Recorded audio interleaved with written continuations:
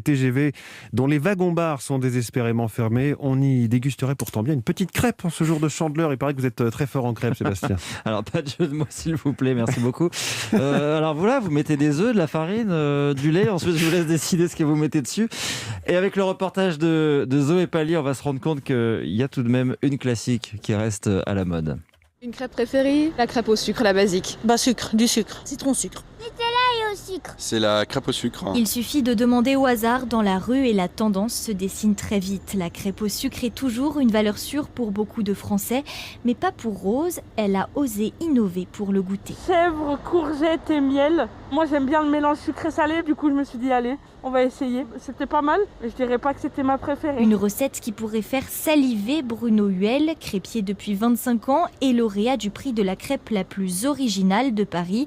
La combinaison gagnante, patates douces, poire, fromage de brebis et sirop d'érable. J'aime bien la création au niveau des galettes et des crêpes, sortir des sentiers battus, essayer des nouvelles saveurs, des nouvelles combinaisons. D'ailleurs, on s'apprête à changer de carte, j'adore ça, quoi. Et par exemple, qu'est-ce qu'on peut faire chez soi comme crêpe originale? Vous pouvez faire sorbet à la mangue, nappage de chocolat, noix de coco râpée et chantilly à la mandarine. Sur le trottoir, Bruno a installé une petite table avec des crêpes à emporter. Elles sont nature, à garnir chez soi, avec le risque que la plupart des clients finissent par y mettre du sucre. Oui, c'est un peu plus simple que sorbet à la poire, etc.